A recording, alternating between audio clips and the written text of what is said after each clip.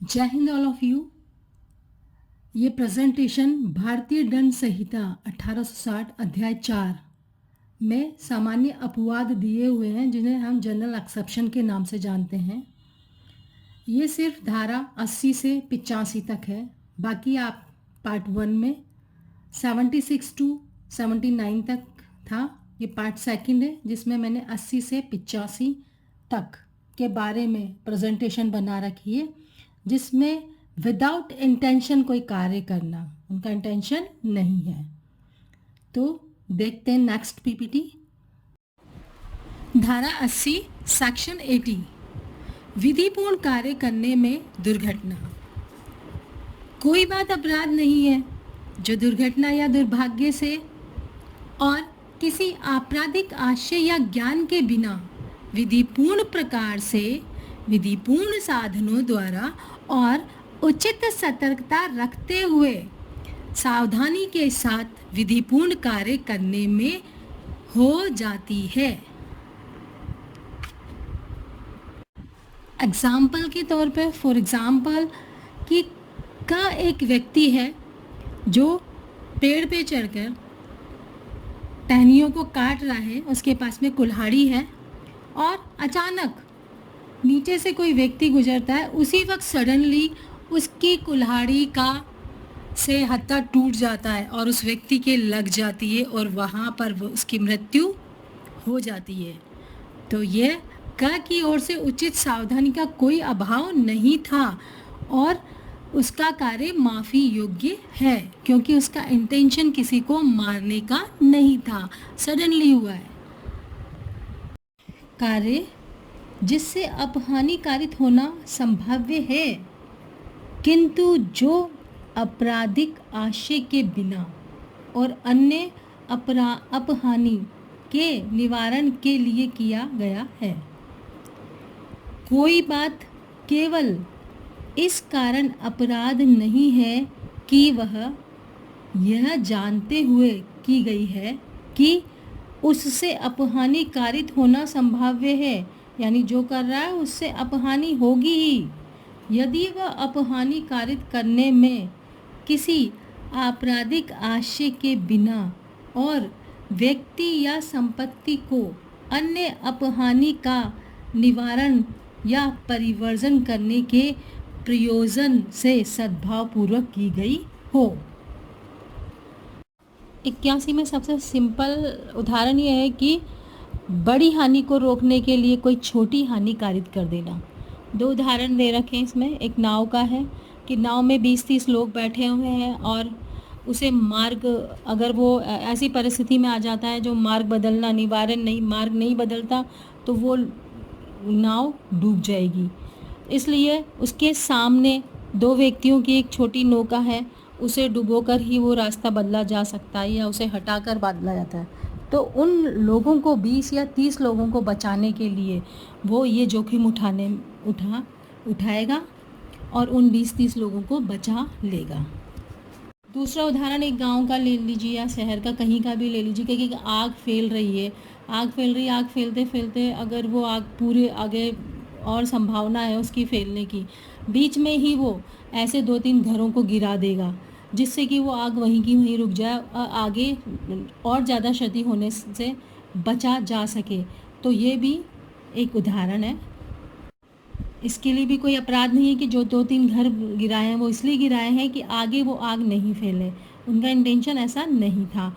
और वो नाव के कप्तान ने भी वो 2 बोट वाली नाव को हटाया रास्ते से, तो वो भी उन 30 लोगों की जान बचाने के लिए किया गया। धारा 82 7 वर्ष से कम आयु के शिशु का कार्य, सेक्शन 82 आईपीसी।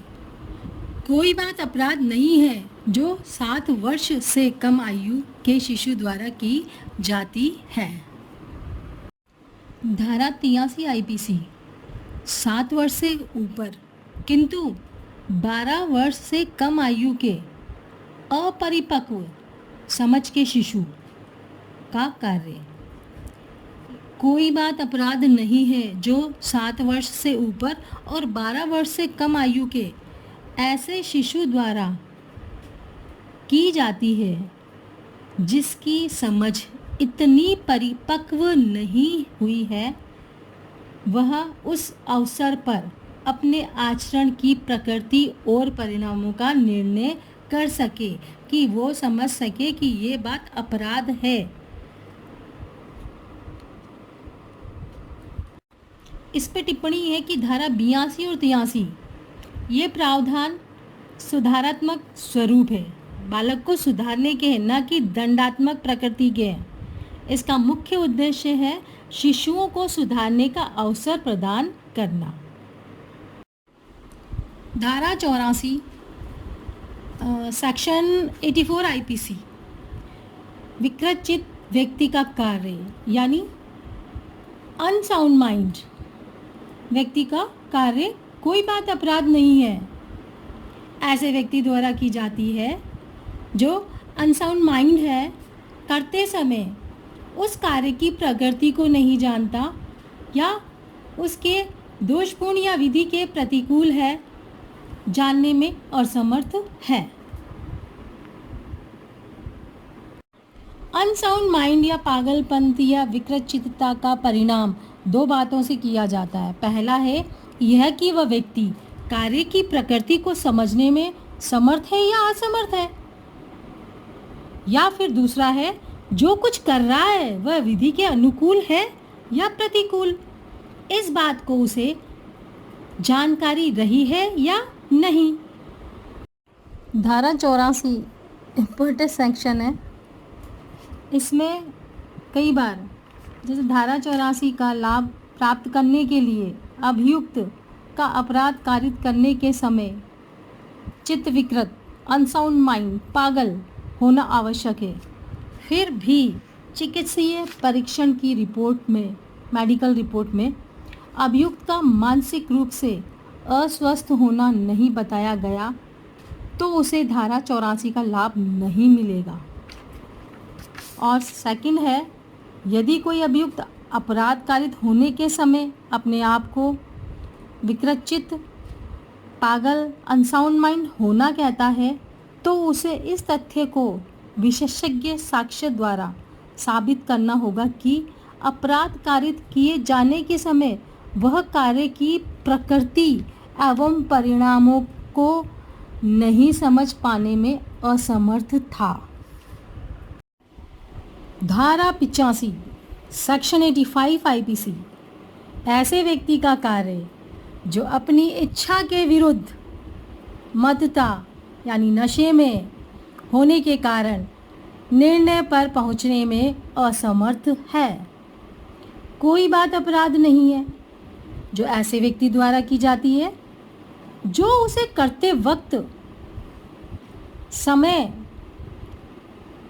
मत्तता के कारण या नशे के कारण उस कार्य की प्रकृति या यह कि जो कुछ वह कर रहा है वह दोषपूर्ण है या विधि के प्रतिकूल है, जानने में असमर्थ है।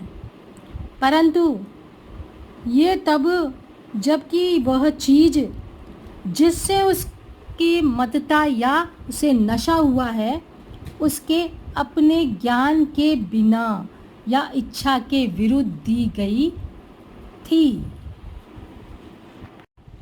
यदि उसे धारा 85 का लाभ प्राप्त करना है उस अभियुक्त को, तो अभियुक्त को यह साबित करना होगा कि वह उस वक्त शराब के प्रभाव में था।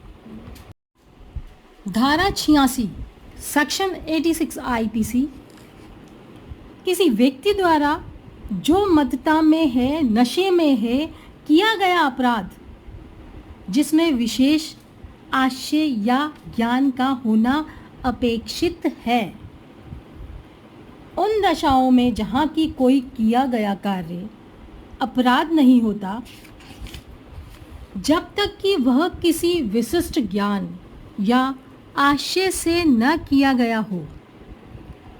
कोई व्यक्ति जो वह कार्य मत्तता या नशे की हालत में करता है इस प्रकार बढ़ते जाने के दायित्व के अधीन होगा मानो उसे वही ज्ञान या जो उसे होता यदि वह मत्तता या शराब में के नशे में न होता, जब तक कि वह चीज़ जिससे उसे मत्तता या नशा हुई थी उसे उसके ज्ञान के बिना या उसकी इच्छा के विरुद्ध न दी गई हो।